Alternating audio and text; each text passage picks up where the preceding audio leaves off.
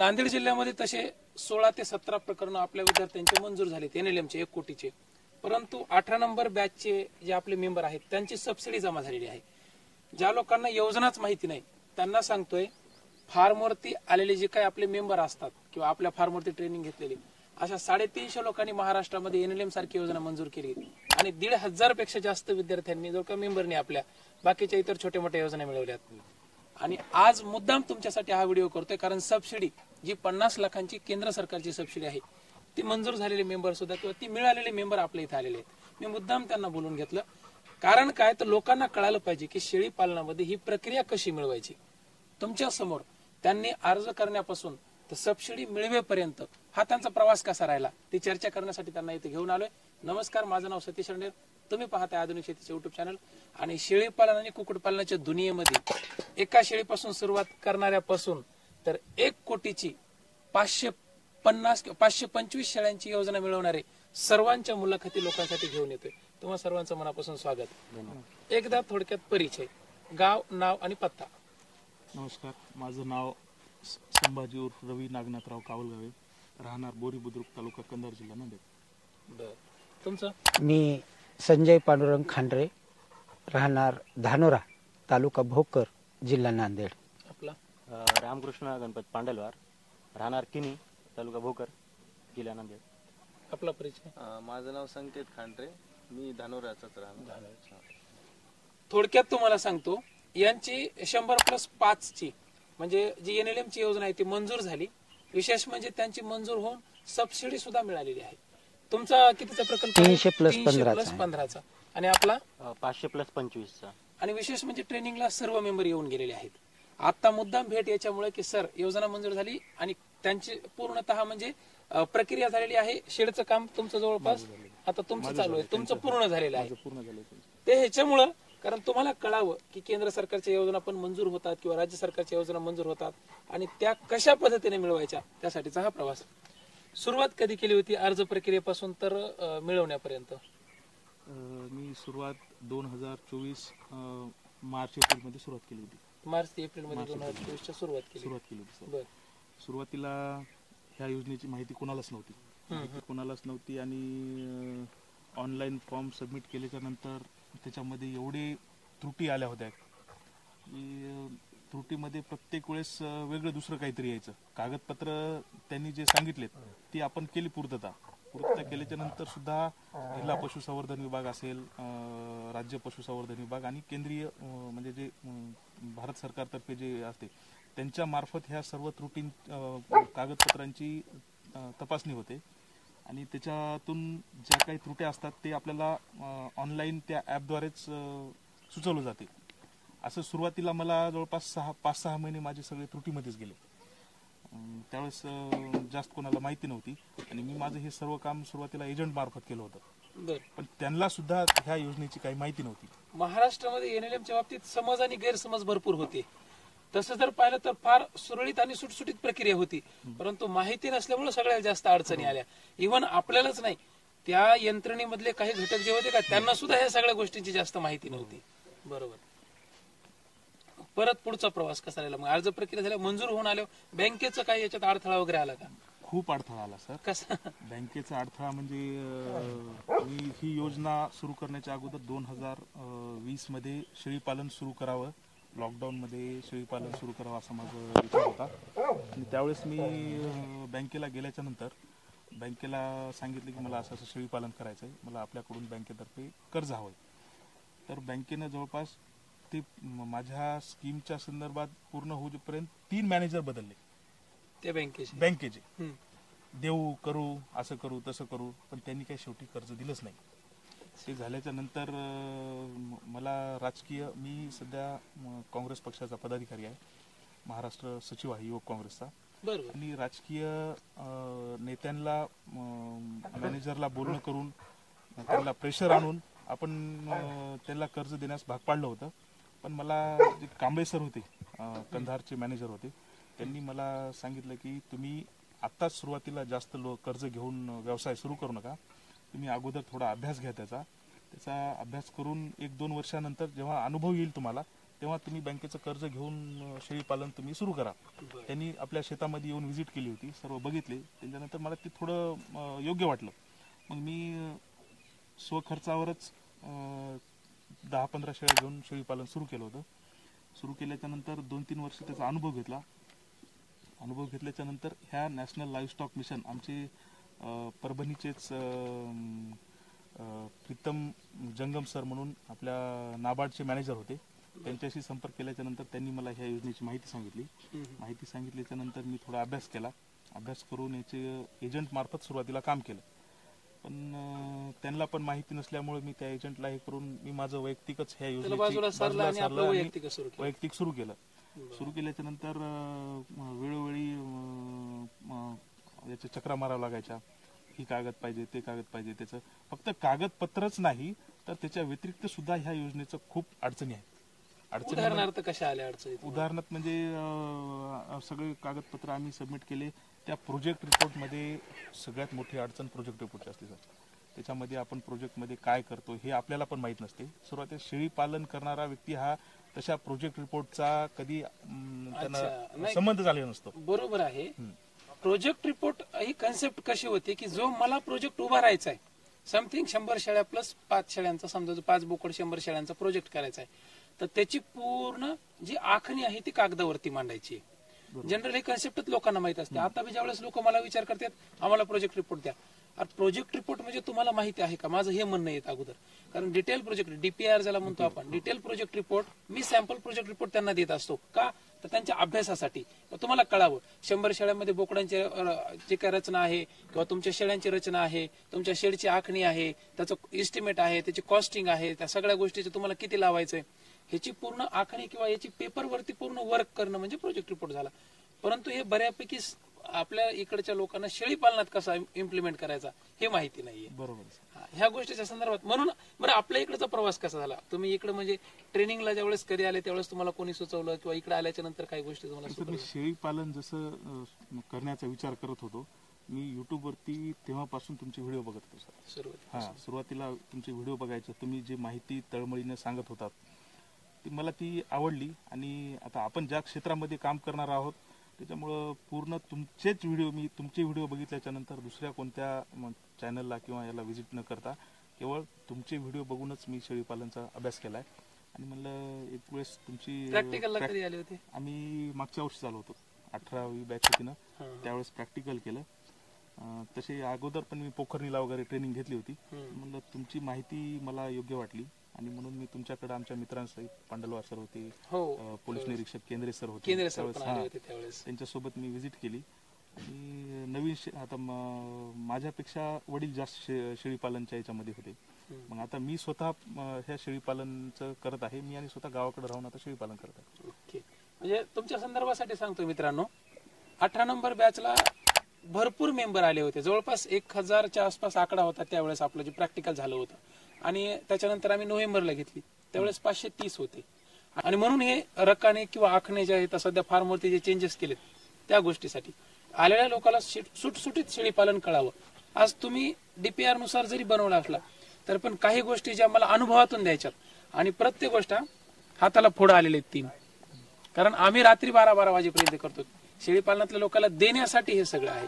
आणि आता 26 number batch चालू आहे. 26 नंबर म्हणजे जेवढे लोक घडवता येतील तेवढा घडवण्याचा प्रयत्न आहे. आणि मनातून आनंद होतो. असं जर कोणाला योजना मंजूर झाली किंवा ते, आणि तुमचा तर सबसिडी पर्यंतचा प्रवास झाला, तुम्ही दोघांनी आता अप्लाय केला, तुमचं इन प्रोसेस आहे, तर सगळ्या गोष्टी ज्या आहेत ह्या गोष्टीचा मनस्वी खूप आनंद होतो. बरं आता पुढचा मुद्दा, सबसिडीच्या बाबतीत काय अडचण आहे? कारण सबसिडी कशी मिळाली? बरं सबसिडी सर, माझं शेडचं काम 30% झालं होतं. शेडचं काम 30% झाल्याच्या नंतर पशुसंवर्धन विभागाचे जे उपायुक्त आहेत नांदेडचे श्रीमान पडिले सरांशी संपर्क केला. त्यांचा संपर्क केल्याच्या नंतर त्यांची टीम पूर्ण आपल्या शेडवर व्हिजिट केली आणि त्यांनी बांधकाम बघितलं कशा पद्धतीने करत आहोत.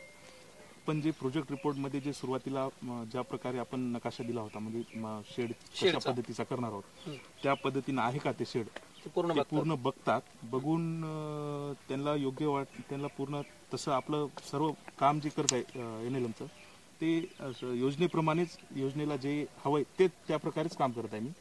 त्यामुळे त्यांनी येऊन व्हिजिट दिली. व्हिजिट दिल्याच्या नंतर सगळं व्यवस्थित होतं, काम पण चांगलं झालं होतं.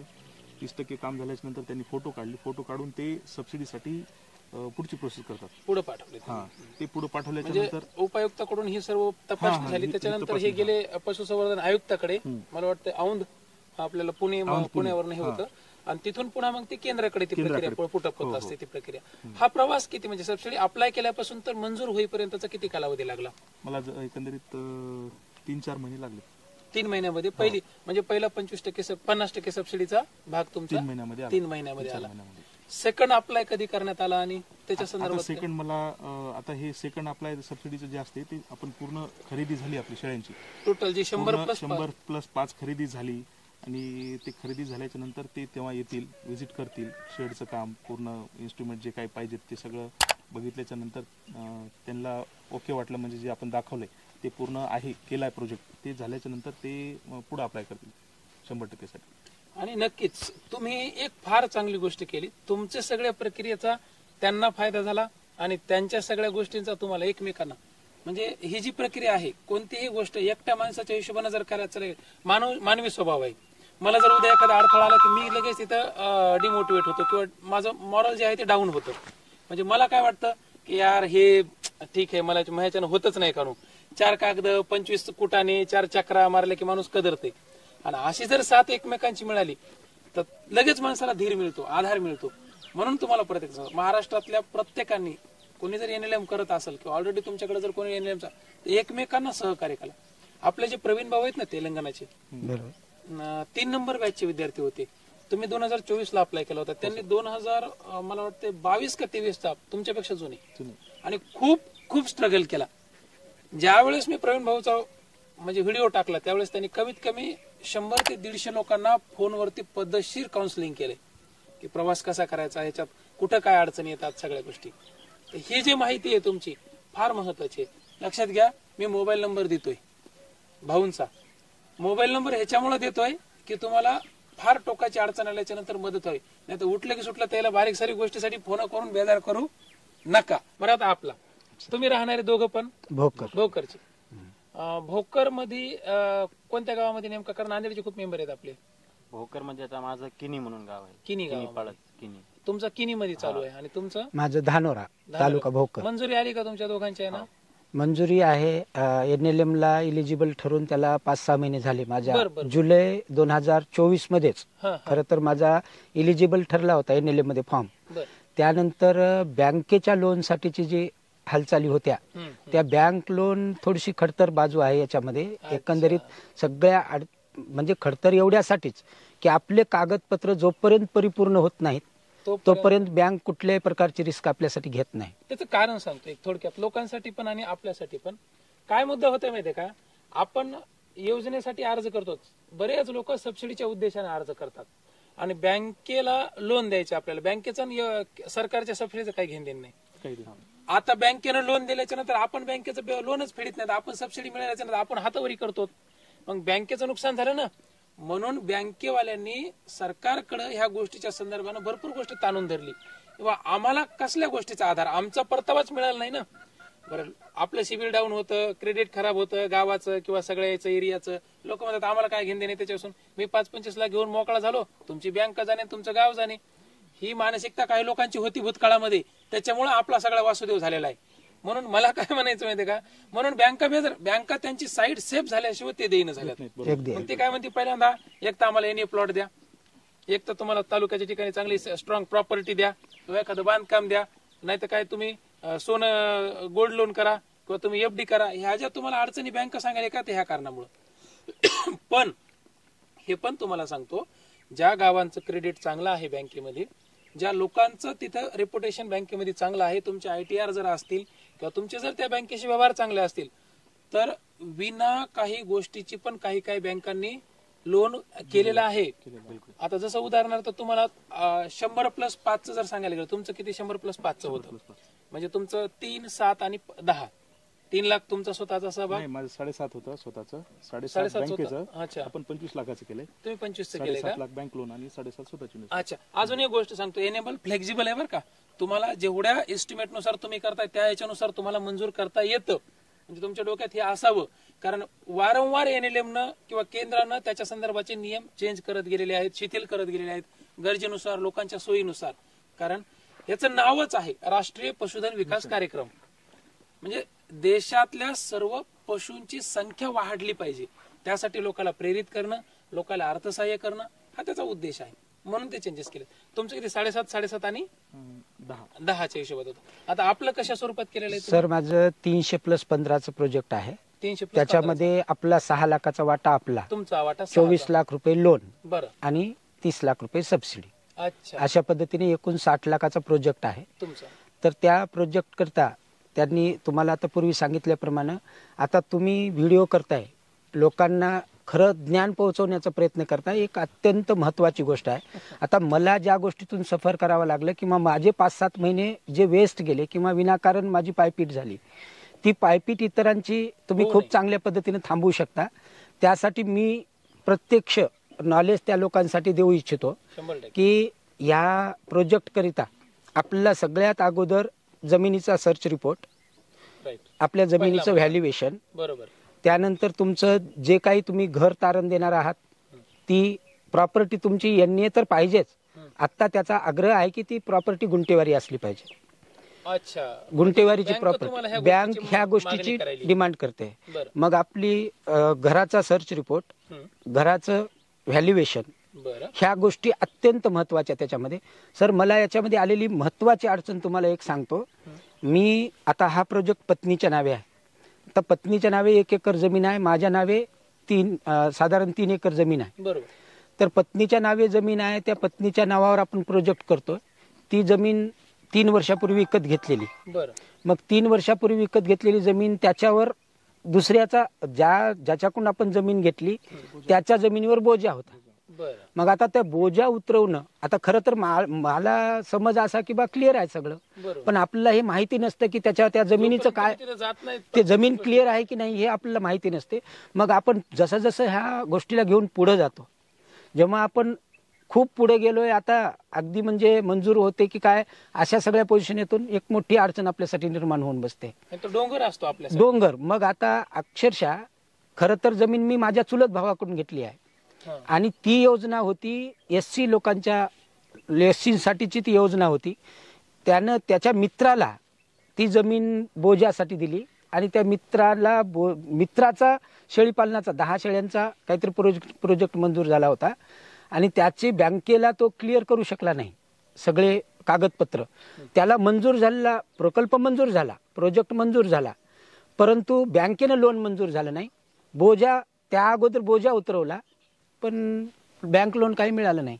मग त्या सगळ्या गोष्टी क्लिअर करण्याकरता समाज कल्याण ऑफिस नांदेड इथे जाऊन जवळपास 1 ते सव्वा महिना मला त्याच्यासाठी चक्रा मारावा लागला, पायपीट करावा लागली.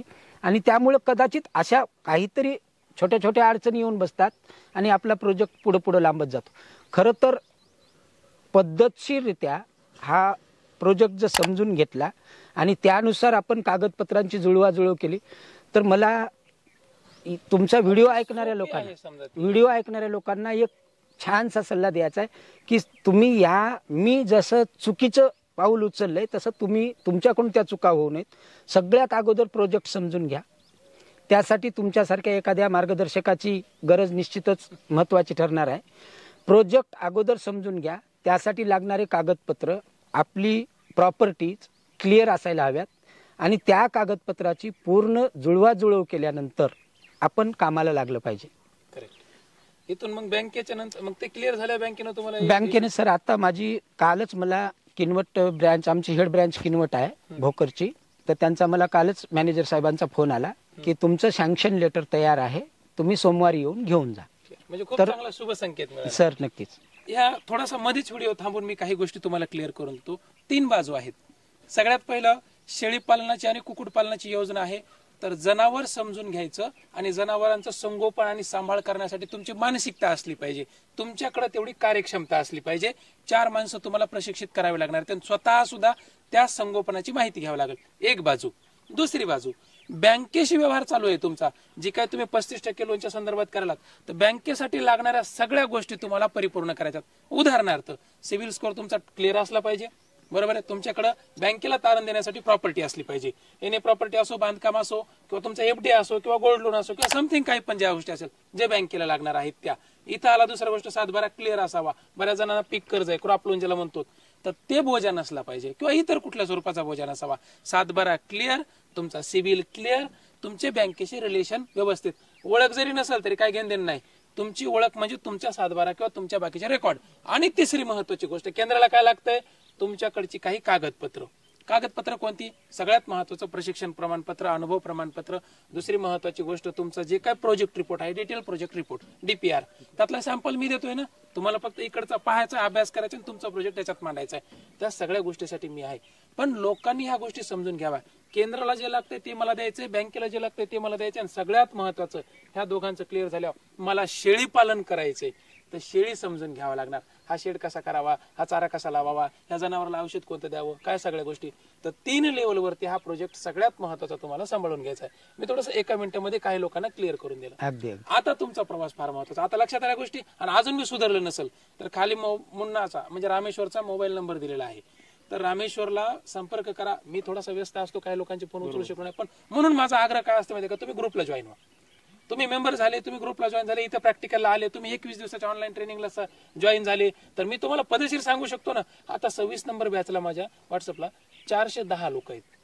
410 लोकांपैकी जवळपास 70 ते 80 लोकांनी ऑलरेडी अर्ज केलेला आहे एनएलएमला. त्यांना प्रॉपर गाईड व्हायला ना. बऱ्याच जणांच्या गोष्टी क्लिअर झाल्या. आता नाही भेटू शकत मी प्रत्येकाला पर्सनली घरी जाऊन किंवा सगळी माहिती पदेशीर, तर किमान तुम्ही इथं तरी या. नाहीच तुम्हाला फोनवर भेटलो, कुठे नाही भेटलो, आता आपली भेट इथं झाली का नाही, हा मुद्दा असतो. तुम्ही या इथे एकदा. आणि इथं आल्याच्या नंतर फायद्याच ना, तुमचं पेट्रोल वाया थोडंच जाणार आहे. तुम्हाला आल्यावर सगळं दिसणच ना, पाहायला तर भेटेल. आलं का लक्षात? बरं, आता तुमचा प्रवास, तुम्हाला तुमचा प्रवास कसा राहिला? माझा आता जेव्हा सुरुवात केली कागद जमा करायला, तर पहिले आम्ही म्हणजे करायचं प्रोजेक्टाचं ठरवलं. तर आता ऑफिसमध्ये गेलो पशुवैद्यकीय सेवेच्यात, आणि तिथून आता बाकी माहिती गोळा करायचा प्रयत्न केला होता. त्यावेळेस जिल्ह्यामध्ये फक्त 4 झाले होते फॉर्म. त्यांच्यामध्ये रवी सरांचा एक नंबर होता. मग आता रवी सर मला ते कंधारचे होते, त्यामुळे ठीक आहे जवळचे आहेत म्हणून आम्ही त्यांच्याशी कॉन्टॅक्ट केला. मग त्यांच्याकडे भेटलो आम्ही जाऊन. तर पूर्ण जेवढे कागद लागतात तेवढी त्यांनी माझ्याकडे पहिले लिस्ट दिली. हे पहिले जमा कर म्हटले. नंतर मग तू तयारीला, कारण डॉक्युमेंट असल्याशिवाय तुला पुढे काय जाता येणार नाही म्हणले. मग पूर्ण आम्ही त्यांच्याकडून सगळे डॉक्युमेंट्स कसं कसं आहे, काय काय कुठून काढायचे काय सगळे आम्ही ते जमा केलो. प्रोजेक्ट रिपोर्ट देखील त्यांनीच आम्हाला एका ठिकाणी काढून दिले. मग आम्ही ते सगळे फॉर्म भरला वगैरे. आम्ही दोघंच गेलो फॉर्म भरायला, कारण माहिती तर नव्हती काही पण. मग रवी सरांनी पहिले फॉर्म भरला होता. मग सोबत गेलो आणि फॉर्म भरलो. तर काही थोडेफार तिथं डॉक्युमेंट राहिले, मग ते जमा केलो आणि फॉर्म भरलो. तर फॉर्म भरल्यानंतर जवळपास 8 महिने लागले, जवळपास लागले. मी त्या गोष्टी फक्त वाट बघितलो की होईल कधी ते. मग 8 महिन्यानंतर मला मेसेज आला की तुमचं रेडी झाली, तुम्ही आता बँकेत, म्हणजे पाठवलं मला, तुम्ही बँकेत पाठवलं. बँकेत पाठवल्यावर आता बँकेचे डॉक्युमेंट्स खूप हे झाले, कारण तिथं प्रॉपर्टी येणे लागत होती सगळी. आता कुठल्या जवळपास तेवढे डॉक्युमेंट्स नव्हते आमच्याकडं. मग बँकेत तिथं बोलण्यात त्यांनी लोनचं वगैरे बोलले सगळं, आणि येण्यासाठी आता अप्लाय वगैरे केला. म्हणजे थोडंफार बँकेला गॅरंटी काय द्यायला लागते, ते आम्ही त्याची तयारी केलो जाता. आणि आता सध्या बँकेत माझं प्रकरण चालू आहे. एकंदरीत सांगायचं जर म्हटलं, तिघांच्या अनुभवातून एक गोष्ट तुमच्या लक्षात आली असेल, तुम्ही कागदपत्रांनी क्लिअर पाहिजे.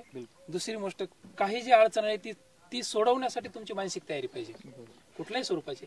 आणि सगळ्यात महत्वाचं, तुमच्यासारखे काही माणसं जे की दुसऱ्यांना मदत करतात किंवा ह्याच्यामध्ये ह्या प्रवाहात आणतात.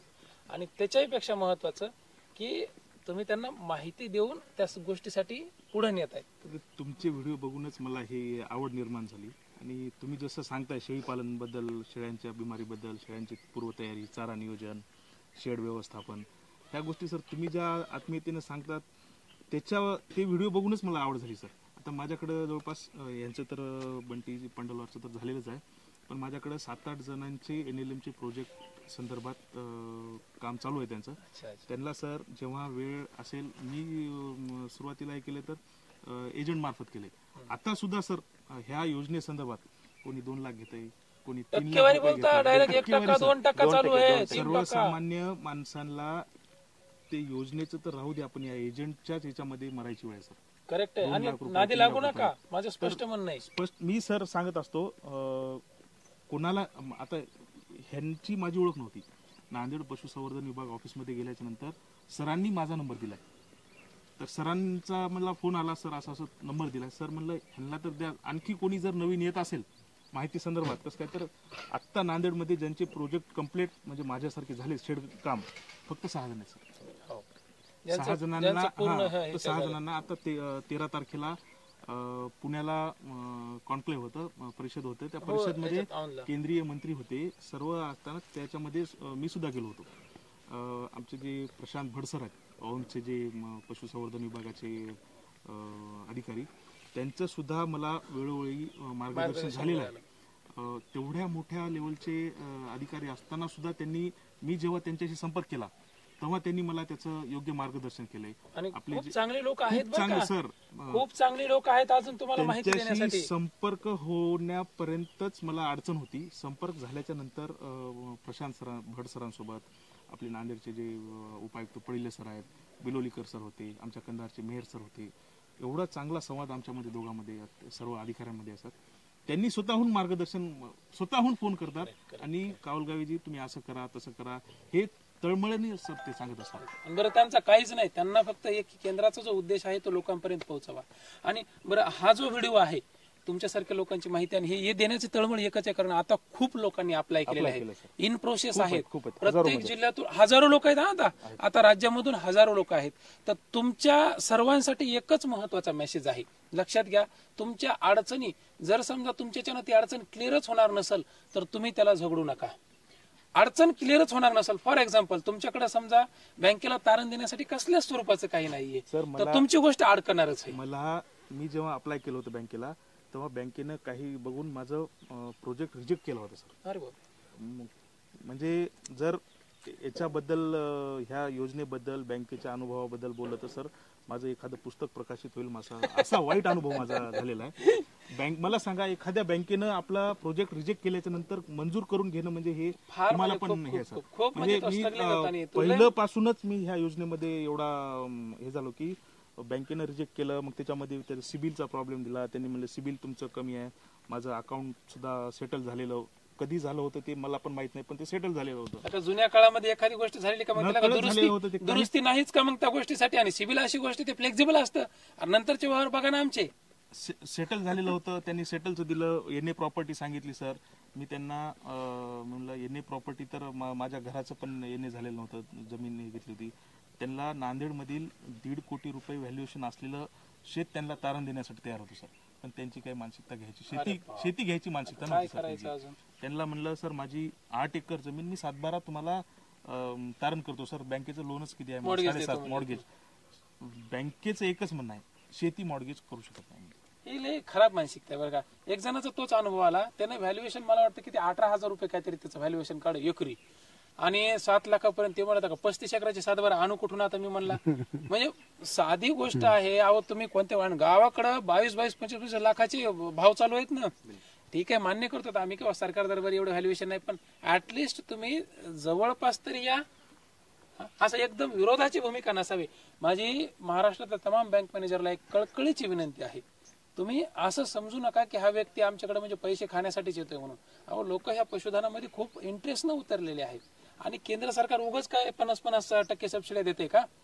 काहीतरी उद्देश आहे याच्या मागे, लोकांचा पण उद्देश आहे. तुम्ही माणसं समजून घ्या, एक माणसं समजून काहीतरी तोडगे सांगा, पर्याय सांगा, त्याला सबस्टिट्यूट द्या काहीतरी. तुम्ही 10 वेळेस जर बँकेमध्ये खेटी मारतोय म्हणजे तो 100% उद्या जनावर सांभाळणार आहे.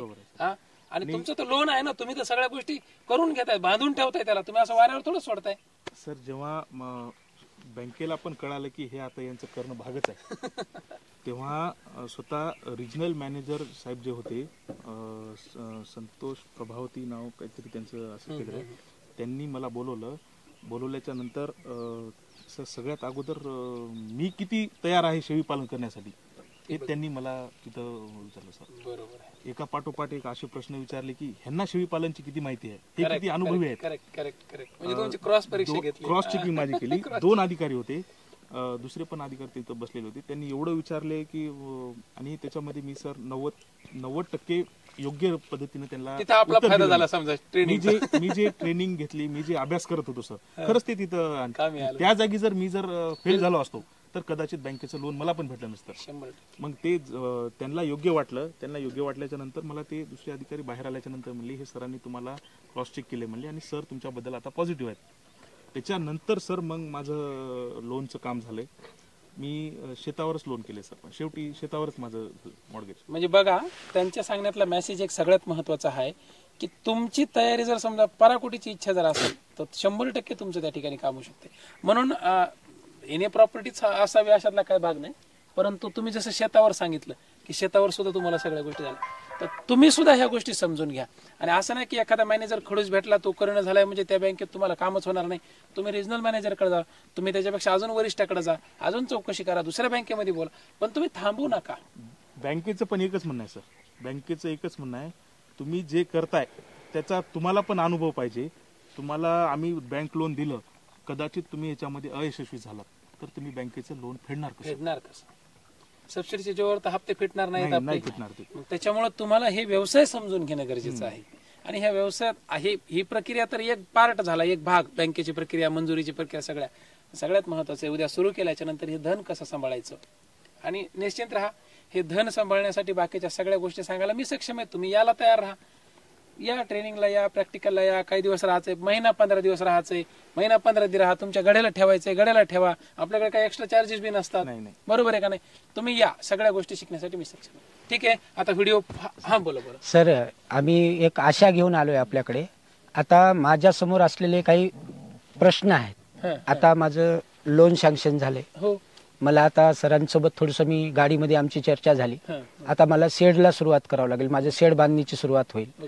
तर त्या शेड बांधणीच्या बरोबरीनं मला चाऱ्याचं नियोजन करायचं आहे. माझा खास विषय मी तुमच्याकडे घेऊन आलो तळमळीनं की मला चारा नियोजन समजून घ्यायचं आहे. तर मला 300+15चं माझं टार्गेट आहे. तर मला किती एकरमध्ये, म्हणजे 100 शेळ्यांसाठी किती एकरमध्ये चारा पुरेल, 200 साठी किती, 300 साठी किती? खास आहे, महाराष्ट्रातल्या तमाम लोकांना हा विषय सांगू इच्छितो.